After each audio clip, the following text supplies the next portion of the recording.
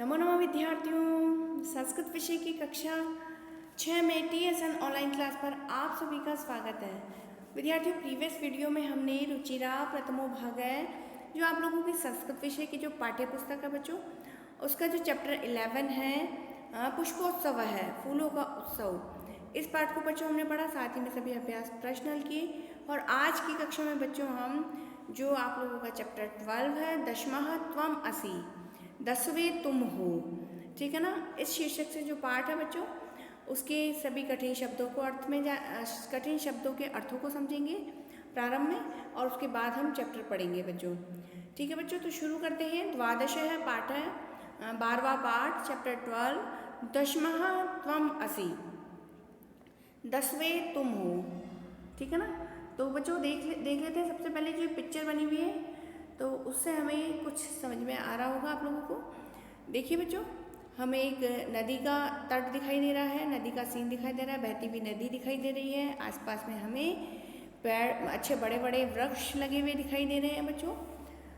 आसपास का वातावरण बहुत ही प्यारा दिखाई दे रहा है। लेकिन हमें आप लोग देखिए, कुछ तो बच्चे दिखाई दे रहे हैं एक साथ, एक पूरे ग्रुप में दिखाई दे रहे हैं, साथ ही में उन्हें कोई समझाता हुआ या कुछ बात करता हुआ व्यक्ति दिखाई दे रहा है, सिंगल अलग से दिखाई दे रहा है, ठीक है ना बच्चों। तो बेसिकली बच्चों ये जो चैप्टर है वो एक छोटी सी शॉर्ट इसको स्टोरी बोल सकते हैं हम, कि जो क्या होता है, मैं आपको वर्बली एक थोड़ा सा सुना देती हूँ पहले अपनी सिंपल साधारण भाषा में, ताकि आप लोगों को पढ़ने में भी आनंद आए, ठीक है ना बच्चों। तो इस चैप्टर में क्या है बच्चों कि एक बार क्या होते हैं, जो 10 बालक होते हैं, 10 बच्चे जो होते हैं, वो आपस में जो 10 फ्रेंड्स होते हैं बच्चों, वो मिल करके नदी के तट पर क्या करते हैं, स्नान करने के लिए जाते हैं, ठीक है ना।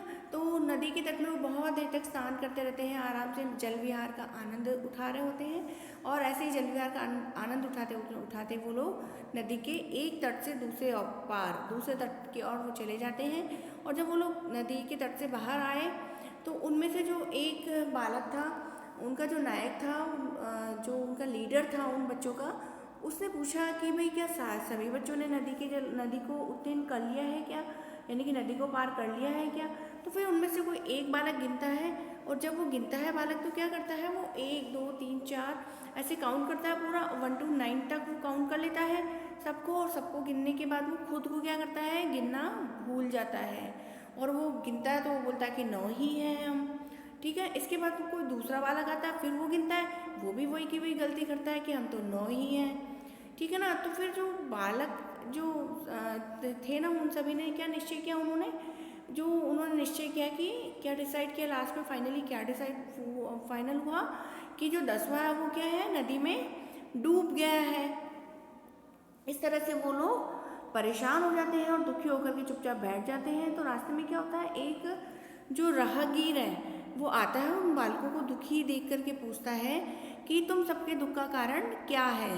इस तरह से पूछता है। तो जो उनका जो लीडर था वो कहता वो है कि हम 10 बालक मिलकर के नदी पर स्नान करने आए थे, लेकिन अब तो हम 9 ही हैं, एक नदी में क्या है, वो डूब गया है।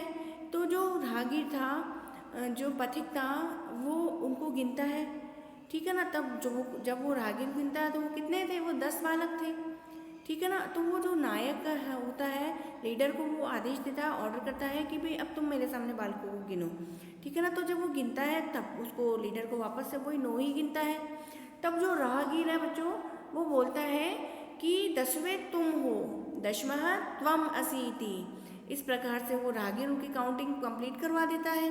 तो जब वो राहगीर बोलता है कि 10वें तुम हो, दशमः त्वम असि, इसी शीर्षक से ये बच्चों, ये पाठ का शीर्षक, इसीलिए यही शीर्षक इसका दे दिया गया है, ठीक है ना बच्चों। तो आप लोगों को समझ आ गया होगा, जब उसने लीडर ने काउंट किया 10 निकल गए, तो सभी प्रसन्न होकर के अपने घर को जाते हैं। ये शॉर्ट से इसमें कहानी है बच्चों, ठीक है बच्चों। तो हम संस्कृत में इस कहानी को इसका हिंदी अनुवाद सहित पढ़ेंगे, लेकिन इससे पूर्व बच्चों पेज नंबर 69 पर जो हार्वर्ड्स दिए गए हैं बच्चों, पहले हम उन्हें देख लेते हैं, ताकि फिर हिंदी ट्रांसलेशन आपको समझ में आ जाए, अच्छा लगे आपको पढ़ना, ठीक है।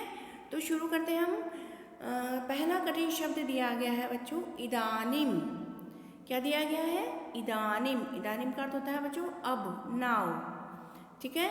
इसके बाद दिया गया है बच्चों एकदा। एकदा, एकदा का अर्थ होता है एक बार, वंस। ठीक है, तो जब एक बार, वंस अपॉन ए टाइम, इस तरह से कोई भी कहानी होती है ना, तो हम बोलते हैं ना, तो उसमें संस्कृत के लिए एक बार के लिए क्या आएगा, एकदा। ठीक है, नेक्स्ट देख लेते हैं हम स्नानाय। स्नानाय का अर्थ होता है बच्चों नहाने के लिए। ठीक है ना, तो for bathing. Okay, next meaning है बच्चों निर्मलम। निर्मलम किसको बोलते हैं, साफ, जो क्लीन होता है उसको क्या बोलते हैं, निर्मलम। नेक्स्ट देख लेते हैं मीनिंग कौन सा है, शीतलम। शीतलम का अर्थ होता है ठंडा, कोल्ड। नेक्स्ट मीनिंग देखते हैं तीर्थवा। तीर्थवा का अर्थ होता है तैरकर, आफ्टर स्विमिंग। नेक्स्ट मीनिंग है नायकः। नायक का अर्थ होता है नेता, लीडर। नेक्स्ट मीनिंग चिरम। चिरम का अर्थ होता है देर तक, for a long time. Next meaning है उत्तीर्णः। उत्तीर्णा का अर्थ होता है पार कर लिया, क्रॉस ओवर। ठीक है, turn the page students, page number 70। Page number 70 पर हमारा पहला मीनिंग है बच्चों तदा। तदा का अर्थ होता है तब। तदा का अर्थ क्या होता है, तब। तब, तब यानी देन कह सकते हैं हम इसको। ठीक है, अगणित। अगणित का अर्थ होता है गिना, काउंटेड। ठीक है, नेक्स्ट मीनिंग है बच्चों स्नात्वा। स्नात्वा, स्नात्वा का अर्थ होता है बच्चों नहाकर। स्ना प्लस त्वा प्रत्यय है बच्चों इसमें। ठीक है ना, तो स्नात्वा का अर्थ क्या है, नहाकर, आफ्टर बाथिंग। नेक्स्ट मीनिंग है बच्चों अपरः है। अपरः का अर्थ होता है दूसरा, अनादर। नेक्स्ट मीनिंग है पुनः है। पुनः का अर्थ होता है फिर या दोबारा, अगेन। नेक्स्ट मीनिंग है बच्चों आसन। आसन का अर्थ होता है थे या थी, वर। नेक्स्ट मीनिंग है नद्याम, नदी में, in the river. Next meaning है तुष्णीम। तुष्णीम का अर्थ होता है मौन, साइलेंट। नेक्स्ट मीनिंग है पथिकः। पथिकः का अर्थ होता है रागी, ट्रैवलर। नेक्स्ट मीनिंग है स्नातुम। स्नातुम, स्ना प्लस तुमुन, यहाँ पर तुमुन यहाँ प्रत्यय है बच्चों।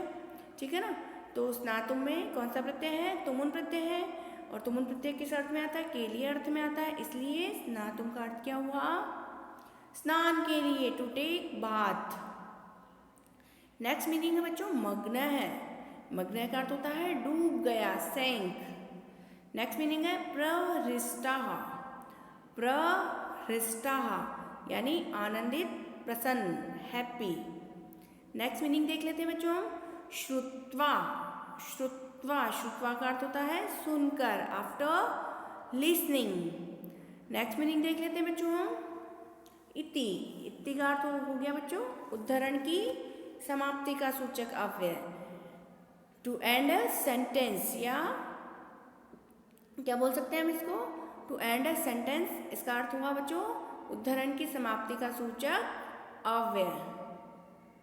नेक्स्ट बच्चों हमने सभी जो कठिन शब्दार्थ थे वो हमने समझ लिए हैं बच्चों। ठीक है बच्चों, तो सभी कठिन शब्दों के अर्थों को बच्चों आशा करती हूँ आप लोग सभी रीड करेंगे, पढ़ना सीखेंगे, उच्चारण करना सीखेंगे, और साथ ही में इनके हिंदी ट्रांसलेशन, हिंदी जो अर्थ है बच्चों उनको समझेंगे। ठीक है, सपोर्ट के लिए साथ ही में इंग्लिश के इनका वर्ड्स भी इसमें दिए गए हैं ताकि आपको अच्छे से समझ में आ जाए बच्चों। तो आज की कक्षा में बच्चों हमने सभी कठिन शब्दों के अर्थों को समझा। ठीक है, और जो अपनी साधारण भाषा में इस चैप्टर में क्या दिया गया है वो समझा बच्चों। आज की कक्षा में बच्चों इतना ही। अगली कक्षा में हम इस पाठ का जो हिंदी अनुवाद है बच्चों वो करना सीखेंगे। संस्कृत भाषा में जो दिया गया है उसका हिंदी ट्रांसलेशन करेंगे। ठीक है, और आज की कक्षा में बच्चों इतना ही। अगली कक्षा में फिर मिलते हैं हम और पाठ का हिंदी अनुवाद करना सीखेंगे। अगली कक्षा में फिर मिलते हैं, तब तक के लिए शुभम मंगलम।